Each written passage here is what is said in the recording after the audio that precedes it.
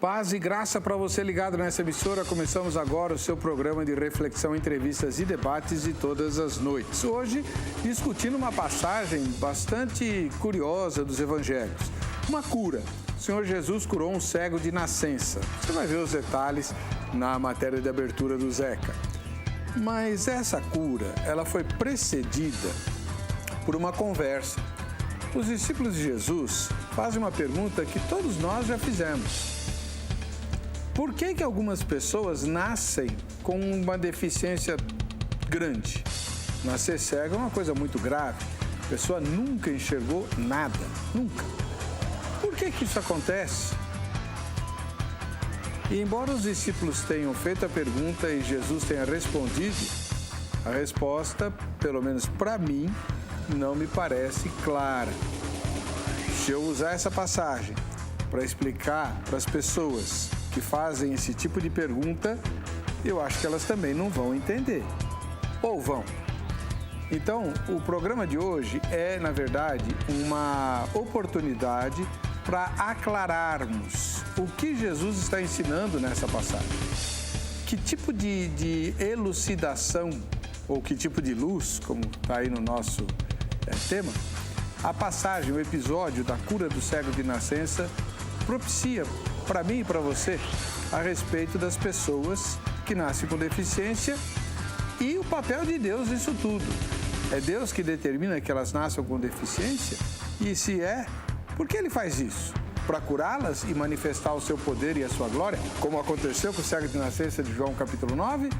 Ou não? Está no ar, vejam só.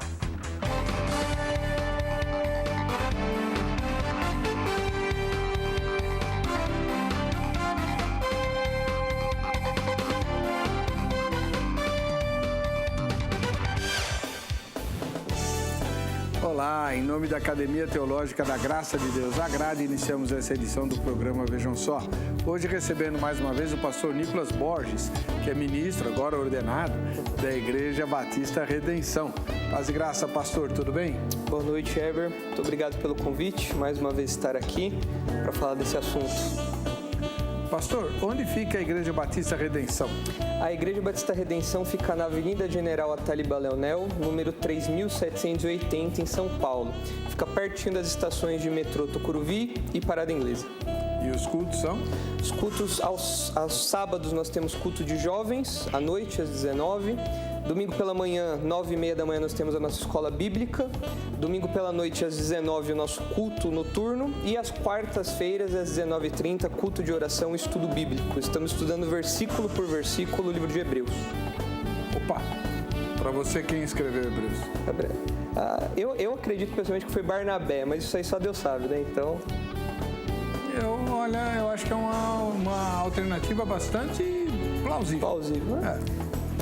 Legal, gostei. Do outro lado, volta ao programa o pastor e professor Paulo Henrique, que é professor ou diretor, não sei, do ITCID. Paz e graça. Graças a Paz, reverendo. Tudo bem, graças a Deus, pastor Nicolas. Prazer estar aqui com o senhor mais uma vez, todos os telespectadores, para tratarmos de um assunto de muita importância para o Evangelho e para todas as pessoas que gostam da palavra de Deus. A Igreja do Irmão é a Assembleia de Deus. A Assembleia de Deus fica na rua Além Douro, número 45, Jardim Clipper, na Zona Sul, próximo à Capela do Socorro. E o ITCID, o que é?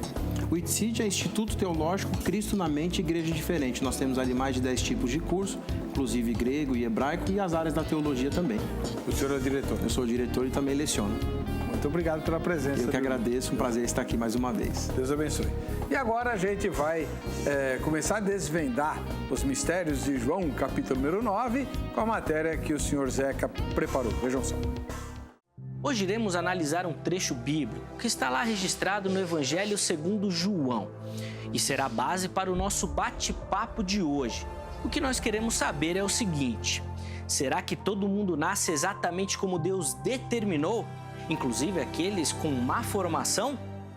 O texto de João, capítulo 9, fala sobre o cego de nascença. Os discípulos, inclusive, indagam o mestre sobre a situação. Quem pecou? Eles perguntam. Na leitura do texto, parece indicar que a resposta correta para a nossa pergunta é sim. Afinal de contas, Jesus afirma que aquilo aconteceu para que as obras de Deus se manifestassem. Ou seja, antes mesmo de nascer, Deus já tinha tudo planejado, inclusive a cura. Se essa resposta parece ser a mais lógica, depois da leitura do texto bíblico, temos algumas dificuldades diante da situação. Por exemplo, aqueles que nascem com alguma limitação física ou ainda com alguma restrição intelectual. Nesses casos, seria uma determinação de Deus? E essa determinação incluiria também a cura? Alguns teólogos afirmam que isso não acontece. Na verdade, Deus não determina ou planeja dessa forma como descrevemos anteriormente. A ideia seria que a vida segue um fluxo natural. Essas leis, por exemplo, do nascimento, são corrompidas pelo pecado, pela queda. Com isso, existe então a possibilidade de tudo aquilo que Deus planejou perfeitamente hoje tem algum problema, como essas questões físicas que acabamos de comentar. Alguns até dizem que esse problema pode ser uma resposta de Deus ao pecado, como uma maldição, por exemplo. Outros vão fazer coro com Davi, lá no Salmo 139, dizendo que Deus forma o nosso interior ainda no seio da nossa mãe. E no livro de Deus são escritos todos os nossos dias. A ideia é que Deus conhece tudo de maneira soberana, todos os dias, cada parte do nosso corpo, tudo aquilo que iremos falar e assim por diante. Bom, temos algumas opções, algumas soluções que podem ser aplicadas para chegarmos à nossa resposta de hoje. E você, como responderia a nossa pergunta tema? Bom, fique ligado, a resposta você confere agora no Vejam Só, que já está no ar. Bom, vamos lá. Você viu a matéria de abertura, né? A colocação, a passagem você já conhece, João capítulo número 9, foi tudo explicadinho lá. Agora, a resposta que o Senhor Jesus dá à pergunta dos discípulos pode se aplicar a nós em relação às pessoas que nascem com deficiência, né? Já sabemos que não é por causa do pecado, nem da pessoa que nem nasceu, né? E nem dos pais dela. Mas então é o quê? Vamos lá, vamos começar a trabalhar o texto e com calma a gente chega lá. Vamos começar com o pastor Nicolas Borges, da Igreja Batista Redenção. Para o irmão, o que esse episódio esclarece para nós? Heber, eu creio que a resposta de Jesus esclarece para nós hoje, tira das nossas vistas alguns mitos que já existiam naquela época e continuam existindo hoje. Então, a pergunta dos discípulos é se aquele cego era cego porque ele tinha cometido algum pecado, até mesmo talvez antes de nascer, alguma cultura da época ali tinha essa mentalidade, ou se os pais dele tinham cometido algum pecado e por isso ele nasceu cego, já a sua vida inteira sendo cego, né? A resposta de Jesus, no versículo 3, nos fala que nem ele pecou, nem seus pais. Então, logo de cara, o que isso nos lança de luz, o que isso nos ilumina na compreensão do modo como nós devemos lidar com pessoas que têm má formação, que têm algum tipo de necessidade especial, é que esse papo de maldição hereditária, esse papo de que tudo que acontece de mal ou de ruim é fruto de algum pecado que a pessoa cometeu, todo esse papo que assombra o meio evangélico hoje, isso é mentira. A resposta de Jesus mostra isso pra gente, que nem tudo que acontece com uma pessoa é fruto do pecado dos pais dela, dos avós dela, dos bisavós dela, dela, seja lá o que for, né? E outra consideração importante a ser feito também é que Jesus mostra que aquilo estava acontecendo para que o poder de Deus se manifestasse, para que a glória de Deus fosse manifesta, né? Seja pela cura que Jesus faria ali, confirmando o seu ministério e, em especial, confirmando a sua divindade, porque o João capítulo 9 está no meio ali de um embate com os fariseus. Então no capítulo 8 você tem um embate sério, onde os judeus tentam até matar Jesus, porque ele roga a si mesmo como Deus, né? Ele fala que ele é o próprio Deus. E no capítulo 10, depois do discurso do bom pastor, nós temos também os judeus ali tentando cercar Jesus. Então no meio nós temos a divindade de Jesus sendo resguardada. E o fato de Deus estar diretamente, ser diretamente citado como alguém que fez com que aquele cego fosse daquele jeito, né, nascesse daquele jeito, nos remete a Êxodo capítulo 4, versículo 11, onde, diante do questionamento de Moisés, Deus fala assim: quem fez a boca do homem? Ou quem faz o mudo, ou o surdo, ou o que vê, ou o cego? Não sou eu, o Senhor? Ou seja, não é por conta de um pecado que foi cometido, não é por conta de uma possessão demoníaca, não é por conta de maldição hereditária, não é. Deus faz as pessoas desse jeito, Deus cria as pessoas assim, e em Êxodo 4 nós temos o próprio Senhor chamando para si essa responsabilidade. Okay. Então a resposta de Jesus mostra de maneira muito clara: o trabalho de Jesus, o ministério terreno de Jesus aponta para a obra de Deus, manifesto ali naquela cura, mas mostrando que os propósitos de Deus são muito maiores e que abrangem até mesmo situações como essa. Esse foi o pastor Nicolas Borges, da Igreja Batista Redenção. Agora nós vamos ouvir o pastor professor Paulo Henrique, do ITCID. Perfeito. Né? Instituto Teológico Cristo na Mente, Igreja Diferente. Eu gosto de rima, hein? Combina ali, né? Fala a verdade. O senhor é autor de como é que chama? Rap? É isso aí? Não tenho nem cacuete. Tá bom. Então, pastor, que tipo de elucidação, de luz, esse episódio da cura do cego de nascença nos traz? Eu entendo esse texto de João, capítulo de número 9, muito do que o pastor Nicolas falou, eu também estou de acordo. Essa ideia da maldição hereditária não é essa ideia do texto, embora existisse sim essa crença pelos discípulos, ali, não só pelos discípulos, mas já era uma tradição comum entre uma vertente do judaísmo. Vários textos do Primeiro Testamento, o Antigo Testamento e textos pseudepígrafos também constam essa ideia de que muitas pessoas poderiam carregar a maldição dos pais, ou dentro do ventre, inclusive. Tem aquela discussão de Esaú com Jacó, que brigaram dentro do ventre, quem pecou ali, mas não é isso que Jesus quer trazer ali. Para mim, nesse contexto, a única divergência que eu tenho é Deus ter feito este rapaz cego para manifestar o poder dele. O texto não diz que Deus fez. A pergunta dos discípulos foi a seguinte: quem pecou? Ele ou seus pais, para que ele nascesse assim? Jesus responde: ninguém. Isso aconteceu.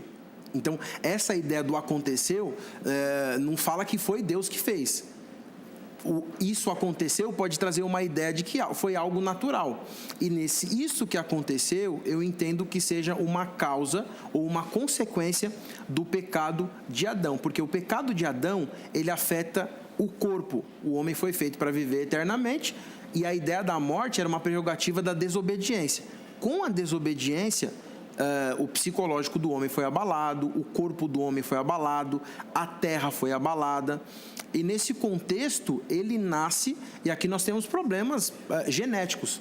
Nós vamos falar de fenótipo e genótipo. São traços que o indivíduo herda também do seu pai e da sua mãe, que ele pode carregar alguns problemas. Agora, ele nasce dessa forma para manifestar o poder de Deus. Ele nasceu assim, Jesus chega até aquele lugar e fala assim: tá, então você nasceu assim, eu vou resolver o seu problema. Como? Para mostrar que Deus também tem poder sobre qualquer tipo de malformação, seja ela psicológica, física, mental e espiritual.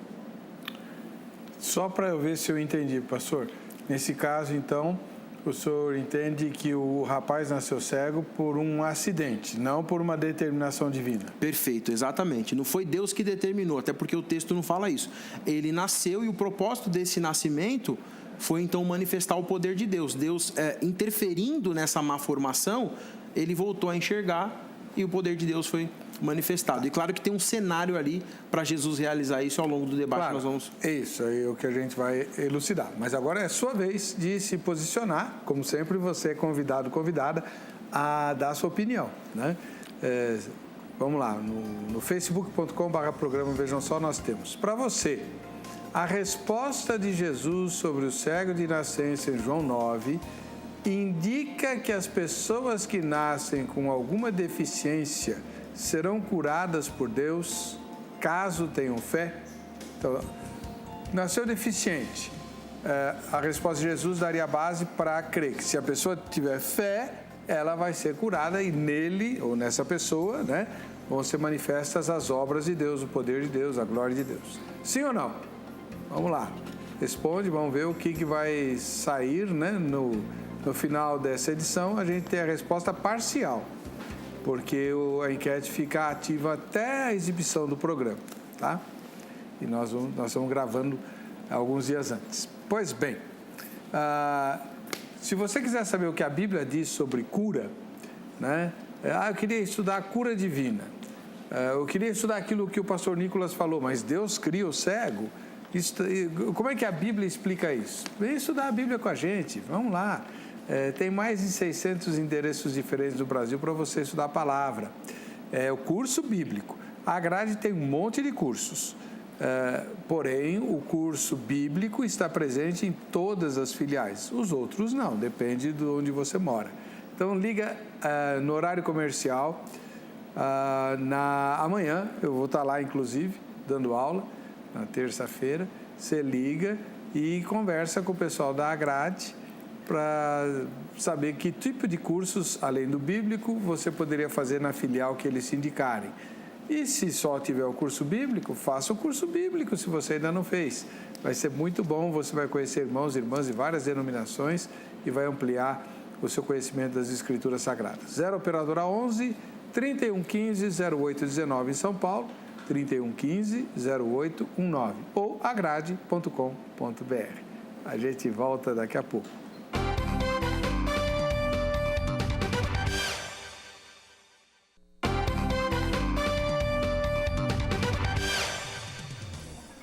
Estamos de volta com o programa Vejam Só, com essa imagem que fala por si mesma, né? Palavra de Deus na base e no primeiro plano, nós lá atrás, refletindo e ecoando os seus ensinamentos por meio da nossa discussão. Maravilhosa essa imagem. Assim como a sua também aqui no programa, né? No Vejam Só, quem assiste ao Vejam Só. Puxa vida, manda seu e-mail, sua foto, não por Facebook, não. Manda pro e-mail, tá? Olá, envie suas fotos e vídeos para o e-mail vejamsó@rittv.com.br. Por quê? Porque o Facebook não aceita mais que a gente ponha vídeo lá.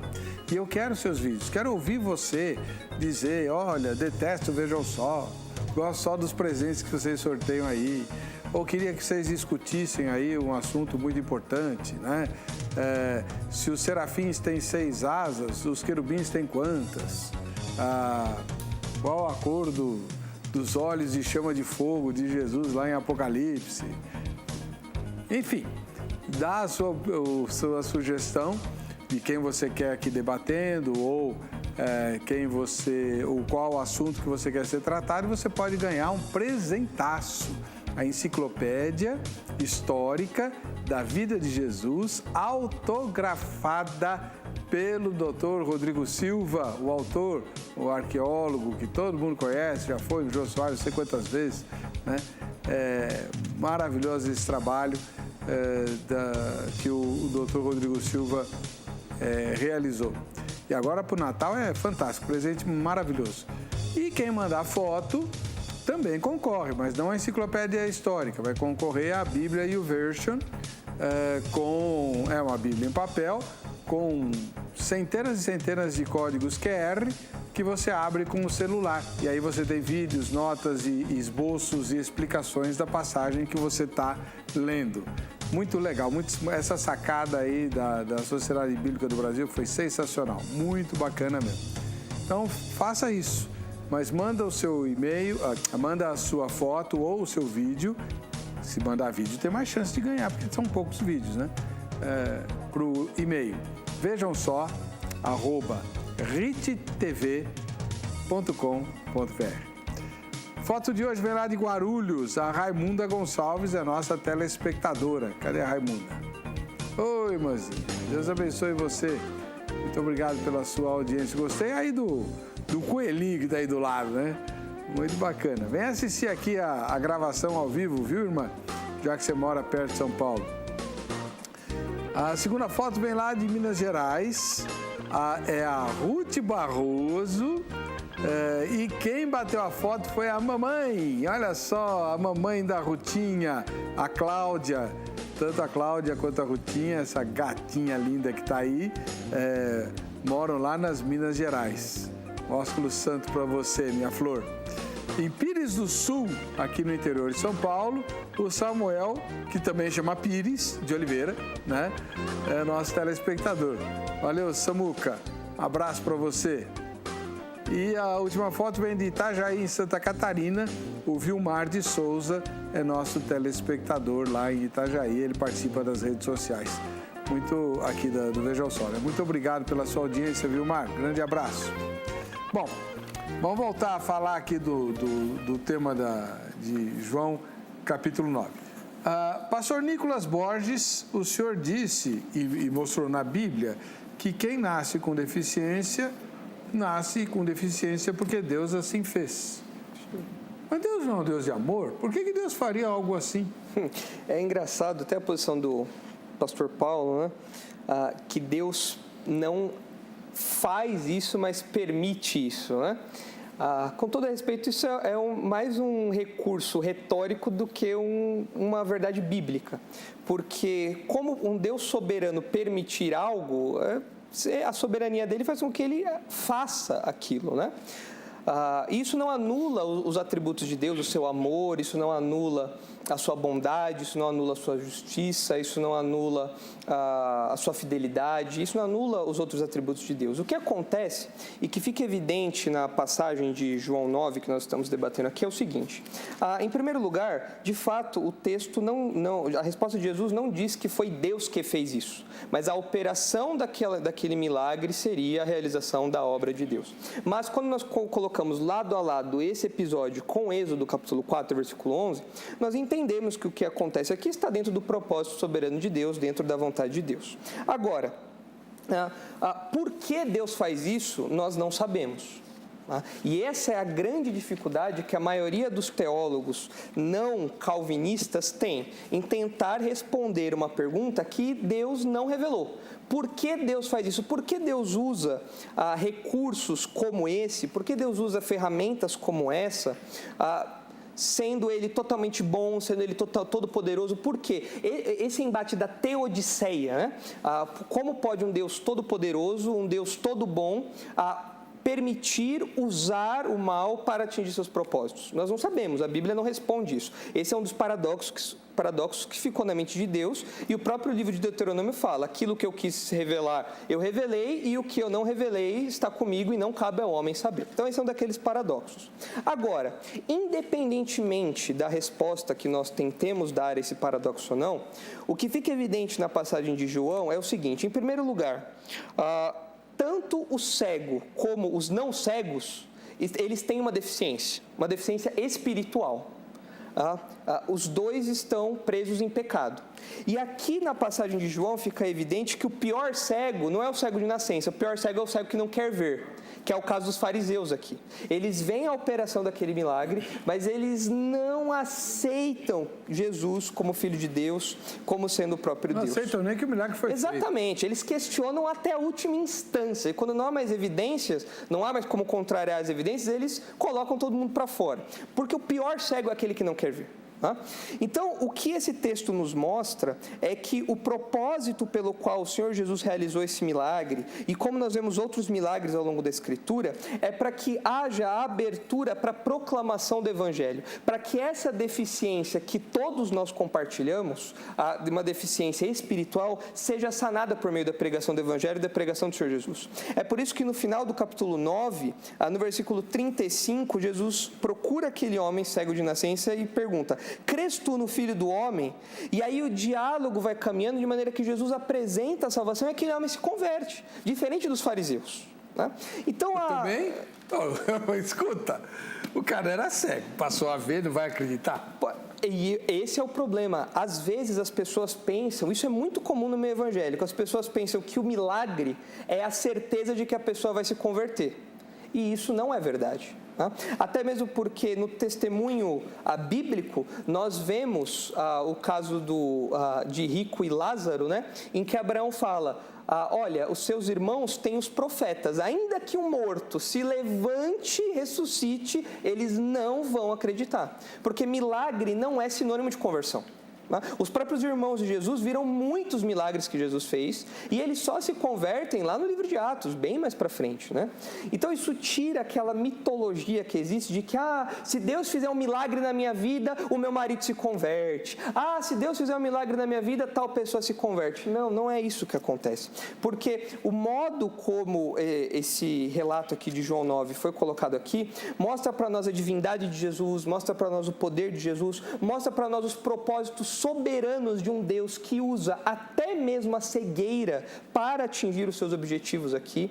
Então isso mostra a soberania de Deus, tanto na execução dos seus planos, como especificamente na sua obra de salvação, que é como termina o relato. Tá. Bom, agora deixa eu ouvir o pastor Paulo Henrique. Professor, o senhor disse que não é Deus que faz o cego nascer cego, mas ele permite isso como decorrência da queda. Não dá na mesma? Ele falou que dá na mesma. Sim. Eu entendo que não. Analisando aqui o discurso do pastor Nicolas, a indagação é justamente essa. Qual o propósito de Deus permitir que esse rapaz nascesse cego para manifestar o seu poder? Então, essa é uma questão que precisa ser trabalhada e a tentativa de teólogos não calvinistas de tentar explicar a soberania de Deus. Perfeito. Bom, o Evangelho de João, aí nós temos em grego Evangelho kata Ioane, ou Evangelho kata Evangelho tu Ioane, Evangelho de João, Evangelho de acordo com João, foi escrito provavelmente ali entre o ano 85 e o ano 95. Muitos especialistas dizem que esse Evangelho de João é um embate filosófico, é uma resposta contra o gnosticismo. E essa ideia de João, um dos propósitos do livro de João, como o pastor Nicolas muito bem colocou, é mostrar a divindade de Jesus e o seu caráter de relacionamento com Deus. Revelei a eles o teu nome, manifestei a eles o teu nome, a tua glória. Então, quando ele mostra a divindade, o próprio versículo 1 vai falar, né, que João capítulo 1, versículo 1. Enarrein o logos, kai o logos em froston, teon, kai feos em logos. No princípio era o verbo, e o verbo era Deus, e o verbo estava com Deus. Esse texto mostra que Jesus era Deus. Então, João vai mostrar para toda aquela plateia quem ele é de fato, diferente de Mateus, Marcos e Lucas. O capítulo, João 1,3, João 1,10, João 1,14 e João 1,18, esses textos deixam isso muito claro. Agora a questão é o cenário que Jesus está. Em que período Jesus estava ali? Onde Jesus estava? O que Jesus estava fazendo? Se nós olharmos João capítulo de número 7, como o pastor Nicolas falou, eles ameaçaram Jesus, pegaram pedra para atacar em Jesus, Jesus teve que se ocultar dali, porque acontece a situação da mulher adúltera. Então, todos os fariseus ali, os hipócritas, queriam apedrejar Jesus. Jesus sai daquele lugar, mas eles estavam numa festa. E essa festa, Jerusalém estava lotado. Lucas capítulo de número 2, versículo 41, João capítulo 7, versículo 2, Jesus estando ali em Jerusalém, nós vamos trabalhar em hebraico vai chamar Hag Sukkot, ou Hag Shavuot, festa das cabanas, festas das colheitas. Jesus está nesse período, Jerusalém está lotado. E esse camarada, por ter sido cego de nascença, era motivo de chacota, era motivo de zoação. Como o propósito de João é mostrar o caráter divino de Jesus, Jesus usa um ambiente cheio, um ambiente que ele era acusado de não ser filho de Deus, um ambiente que ele era acusado de não ser divino, de blasfemar contra Deus, e aí ele fala, os discípulos, ele aproveita uma pergunta para dar uma resposta dupla. Você é filho de Deus mesmo? Você manifesta o poder de Deus? Você representa o reino dos céus? Aí Jesus fala o seguinte, ele não pecou, a mãe nem o pai pecaram, por causa dessa crença que era registrada. Nós temos o livro Êxodo capítulo 20, versículo 5, Êxodo 34, 7, Números 14, 18, Deuteronômio 5, 9 e alguns textos. O próprio Talmud, Strick and Billerbeck, nas páginas 527 e 559, os rabinos vão trabalhar esse texto que nós falamos na inicial sobre Esaú e também sobre a ideia de Jacó. Jesus fala o seguinte: é para a manifestação do poder de Deus. Além de curar esse cego, com essa realização do milagre, Jesus mostra que ele era Deus. Jesus mostra que ele vem revelar o reino dos céus. Jesus mostra que Deus pode interferir, sim, em qualquer situação e aspecto aqui na terra. E, com certeza, além desse rapaz ter acreditado, como o pastor mostrou no texto seguinte, outras pessoas também acreditaram no poder de Deus. Então, a manifestação do poder é manifestar o reino dos céus na terra. E foi para isso que Jesus foi manifestado. Então, o que Jesus faz aqui é corrigir um acidente de percurso. O cara nasceu cego, um acidente de percurso de Deus, aí Jesus vai lá e corrige esse acidente de percurso. Não, acidente de percurso de Deus. Eu não falei isso. Quem está dizendo é o senhor. Não, porque se isso daqui não estava debaixo da soberania absoluta de Deus, ou seja, se este cego nasceu cego sem ter Deus determinado que ele fosse cego, então isso aqui foi um acidente de percurso e agora Jesus, para mostrar o seu poder e tudo mais, ele estaria aí corrigindo essa falha causada pelo pecado e tudo mais. É isso que o senhor acredita? Não. O texto não fala que Deus determinou. O senhor concordou na inicial. Mas Êxodo fala. Não, mas esse texto não tem nada a ver com Êxodo. Não, como não? Não, aqui tem um cego. É uma menção a Êxodo, esse texto? Não é uma menção, mas aqui tem um cego, uma pessoa com deficiência, e Êxodo 4 fala: eu faço o surdo, o que vê e o cego. Mas ele fala todos os cegos? Ele fala o surdo, o mudo e o cego, está aqui. Mas eu não posso pegar esse... É uma afirmação geral. Sim, mas eu não posso pegar esse texto desse cego e falar: esse cego aqui está incutido no texto de Êxodo. Não, mas então aqui, que cego é aqui, em Êxodo? João estava escrito nessa época? Não. Samuel conhecia João? Não. Então, o texto de João tem um propósito. Não. Na hermenêutica... Samuel? Moisés existia. O João existia nessa época de Moisés? Ainda não, mas o Deus é o mesmo. Então, aqui Deus está rogando para si a criação de pessoas assim. Uhum. Então, aqui tem um cego. Então, como harmonizar esses dois textos? Então, a resposta de Jesus, ela deixa isso bem claro. Quem pecou? Ninguém. Deus determinou? O texto não fala que Deus determinou. O texto de João não fala. Perfeito. Então, nós estamos tratando o texto de João. Isso, mas nós estamos contando uma teologia bíblica. Então, usando a Bíblia, pastor. Uma teologia bíblica. Podemos afirmar que Deus cria pessoas com deficiência? Não.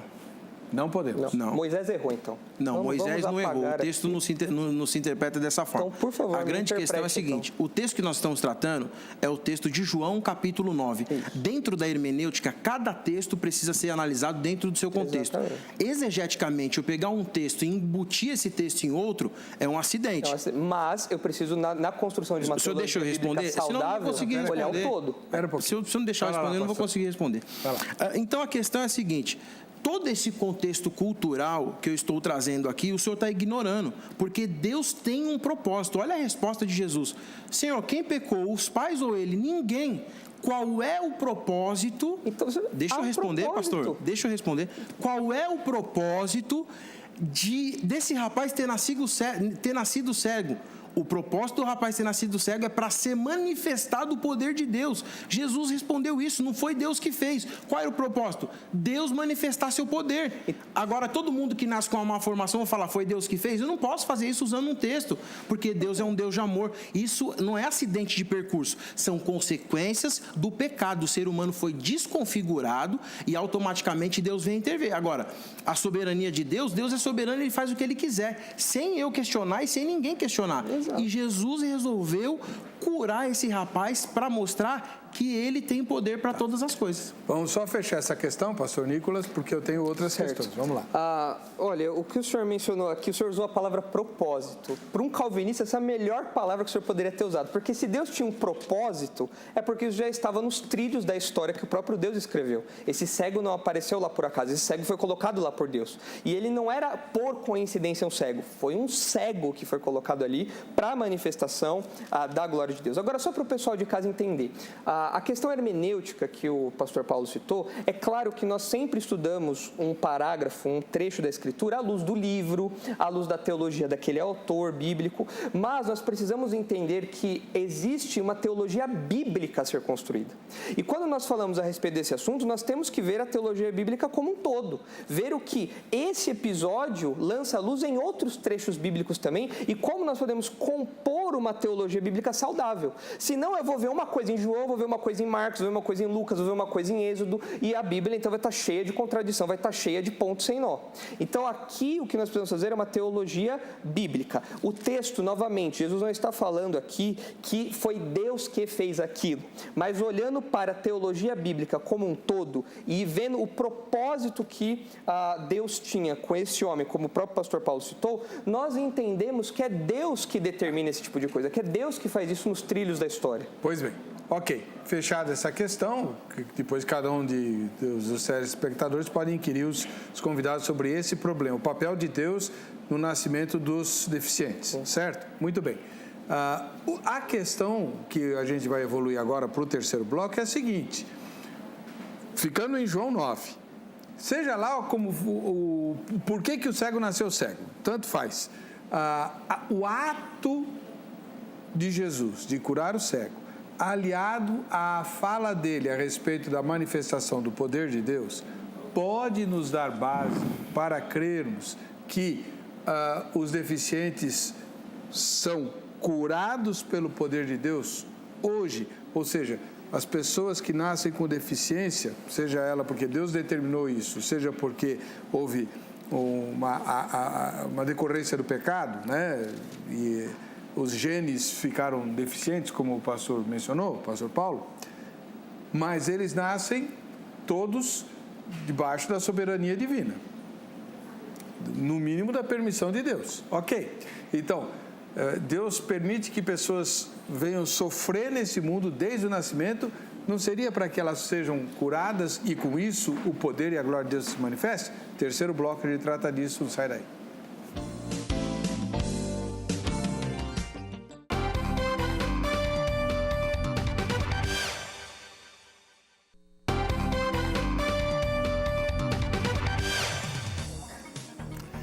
Muito bem, de volta com o programa Vejam Só. Olha, você que gosta de coisa boa, vem aí o Dr. Michael Behe para o Brasil, maior autoridade viva em design inteligente, a teoria do design inteligente, que é a contraposição à teoria de Darwin.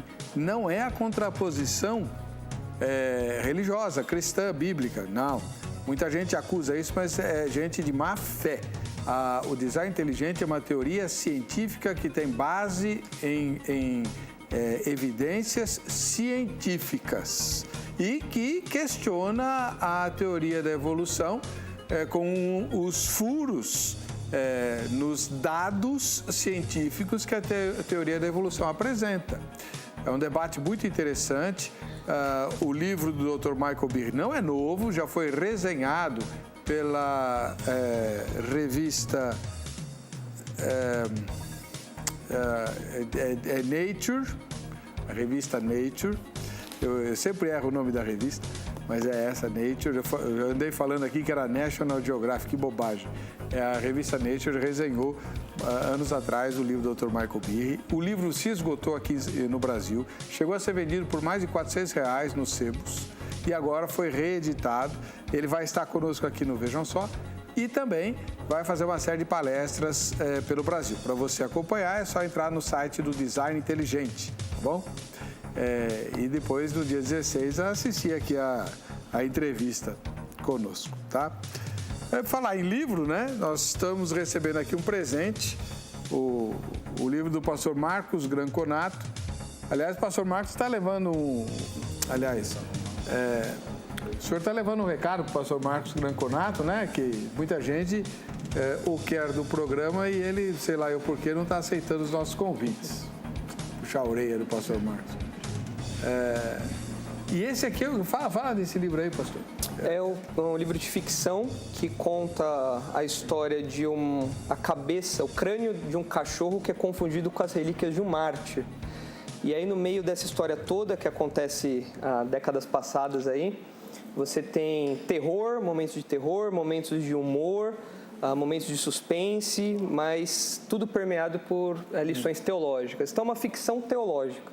Todo mundo que tem lido tem gostado bastante. Mas não tem nada a ver com São Bernardo da Igreja Católica, tem? Melhor ler para saber. Olha! Ah, bom. Para adquirir é só escrever para redençãopublicações@gmail.com. Daí nós passamos as informações. O teu contato vai estar lá no Facebook? Também dá para... Muito bom.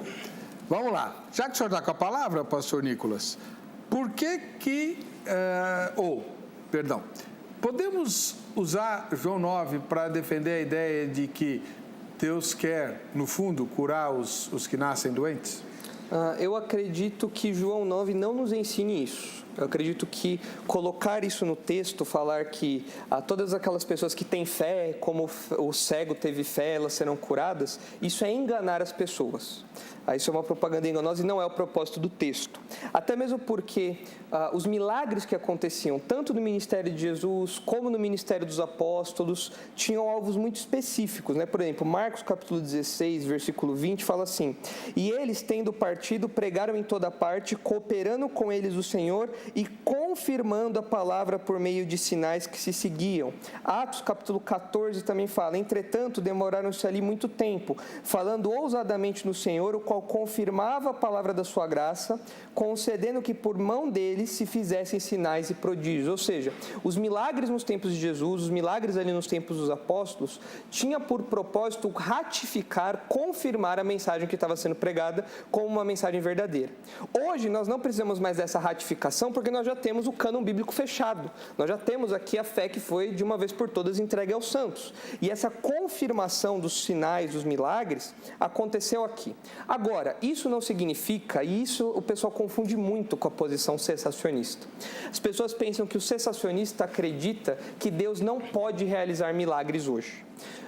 Qualquer pessoa que tenha o mínimo de temor a Deus crê que Deus pode realizar milagres hoje.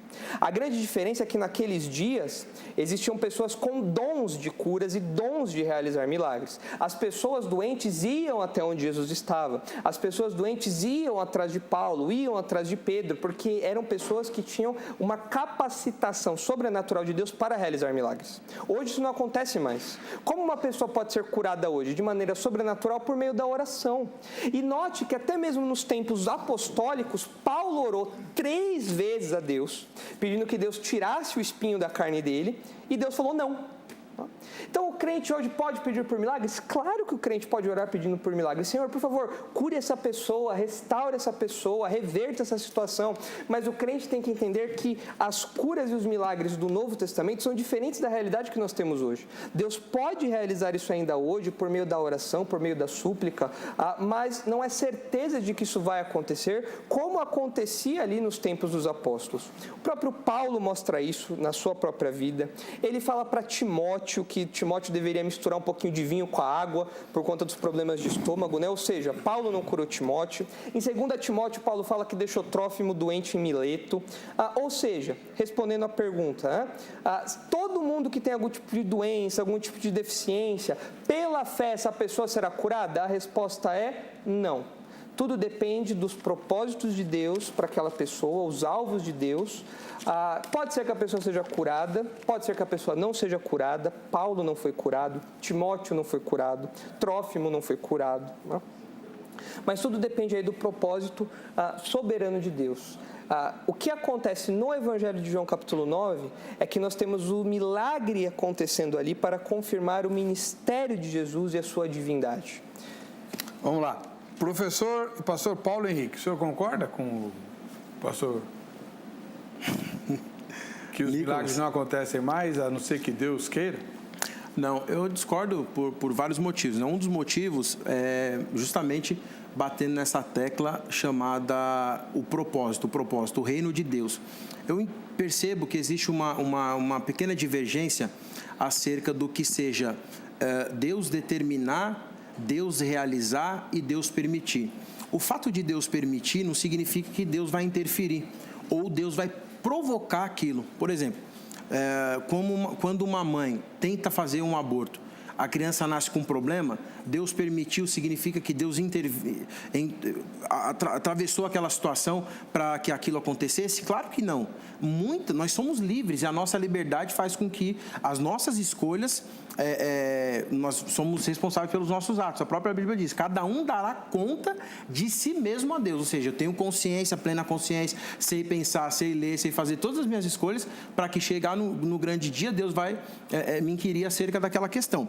Agora, esse texto, ele traz justamente essa ideia de que o propósito era manifestar o poder de Deus, curar aquele rapaz, porque existiam outras pessoas ali para mostrar o poder de Deus. Quem pecou não foi nem a mãe, não foi o pai, nem o rapaz. Tem uma obra do Dr. Raul Marinho Júnior, ele é professor titular emérito de neurocirurgia da Faculdade de Medicina da Universidade de São Paulo e também professor livre-docente e bioética na mesma universidade. A obra é Em Busca de uma Bioética Global, da editora Agnus, foi publicada em 2009. Nessa obra ele trata muito essa ideia de pessoas que nascem com vários problemas e as intervenções que Deus faz acerca disso. Agora, 1 João capítulo 3, versículo de número 8, diz assim: aquele que pratica o pecado é do diabo, porque o diabo vem pecando desde o princípio. Para isso se manifestou o Filho de Deus, para destruir as obras do diabo. Quando você pega o pecado no início, aquela ideia da serpente que provocou o homem e a mulher, o homem foi responsável por carregar esses problemas. O reino dos céus está justamente na intervenção de Deus para resolver os problemas que o homem causou. Deus ama tanto, João 3,16 vai trabalhar isso. Deus ama tanto a sua criação, tanto o homem quanto a sua criação, o cosmos como um todo, que ele age para tentar colocar as coisas no lugar, mas não é um deslize de Deus, como se fosse um plano B, é o deslize do homem. E o propósito, o pastor Nicolas utilizou alguns textos, eu vou utilizar textos contrários. Lucas capítulo 10, versículo 9.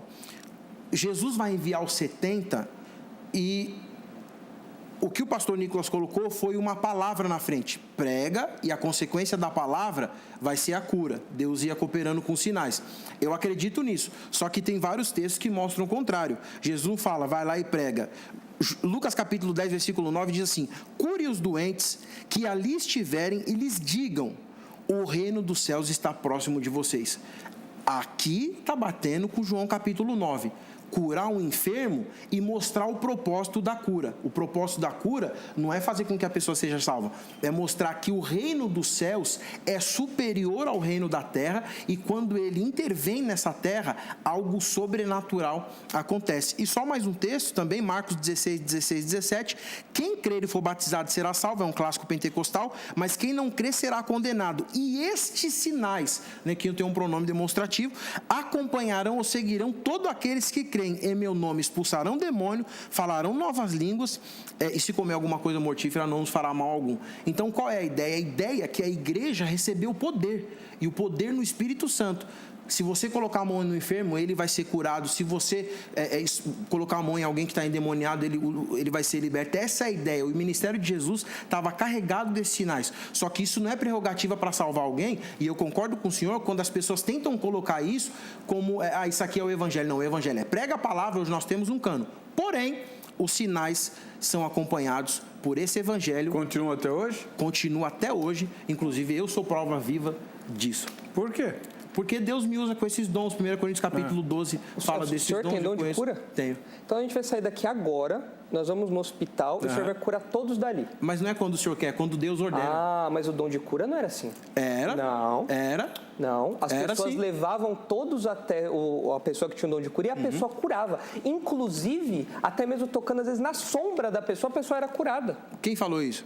O texto bíblico fala O isso. pano de Paulo curava? O lenço de Paulo curava? O texto fala que a sombra dele curou. O pano dele curava? O pano dele curava não, mas por meio dele, Deus operou curas. Agora, Só uma pergunta, pastor. Não, sabe qual é a porque eu estou questão? na minha questão. Desculpa falar, porque Paulo ele curava todas as pessoas? Paulo curava todas as pessoas que ele queria? Enganação. Ele mesmo mencionou. Paulo curava todas as pessoas que ele queria? Isso, e depois ele não curou. Ele pediu para ser curado e não foi curado. Você falou que não. Ele não foi curado. Você falou que Paulo não curava todas as pessoas que ele queria. Exatamente. Então, eu não vou curar todo mundo que eu quero. Quem vai curar é que Deus quer. Esse não é o dom de cura. Eu tive uma experiência na minha própria família em que a minha avó, no leito de morte, recebeu uma profecia de que ela seria curada. curada, as pessoas impuseram as mãos sobre elas e todos acreditaram, grande bênção de Deus. Meses depois ela faleceu. Mas eu tenho culpa disso? Não, Deus tem culpa disso? Mas essa teologia manca, essa teologia não é teologia, não, desculpa. O senhor está generalizando uma experiência ruim que o senhor teve e eu não tenho nada a ver com isso. Hoje manco, porque essas Onde curas está escrito, feitas... pastor Nicolas, que os dons cessariam? Os dons extraordinários de cura cessaram no próprio testemunho Onde está apostólico. escrito isso? Eu citei a 1 Timóteo, 2 Timóteo. Não, pastor, vamos lá. O senhor é um grande defensor da literalidade das Escrituras e de uma exegese sadia, Sim. certo? Certo. O que o senhor fez foi inferências. Claro. Ter inferências, nós todos temos liberdade. Quem crê que os milagres continuam pode inferir isso e quem não crê também pode.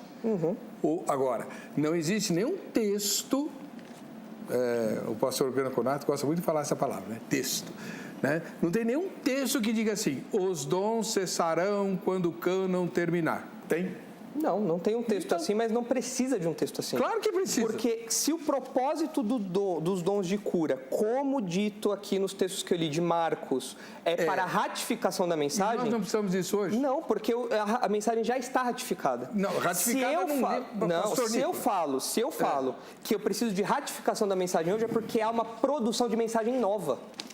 E não há mensagem nova mais para ser ratificada. Então vamos lá. Com o fechamento do cânon, há a finalização desse processo. Agora, o que acontece hoje, que o pessoal fala de curas e milagres, em primeiro lugar, são coisas extremamente sugestionadas. A pessoa está com uma dorzinha de cabeça. Eu fui lá, a pessoa orou e me curou. Sendo que milagres, na Bíblia, é a reversão completa da ordem natural das coisas. Nunca viu isso acontecer? Nunca vi isso acontecer, mas eu creio que isso aconteça. Eu creio, porque Deus continua sendo soberano e intervindo na história. Então, pastor, o que acontece é que não é possível mais falar hoje que pessoas têm dons de cura. Pastor, porque ao longo onde está escrito que quem tem dom de cura, cura todos? Isso só aconteceu com uma pessoa chamada Jesus de Nazaré. Não, nós vemos no livro de Atos as pessoas levando os doentes até os apóstolos para que os apóstolos curassem a todos indiscriminadamente. Não. Sim, nós vemos isso. Só nos evangelhos está escrito, tem um versículo lá, se não me engano, no Evangelho de Marcos, que diz que a todos Jesus curou. A todos. Sim. Que eles jogavam as pessoas doentes aos pés de Jesus e a todos ele curou. Jesus. Os apóstolos, não. O que a gente infere dos textos... É a mesma história lá do batismo de criança.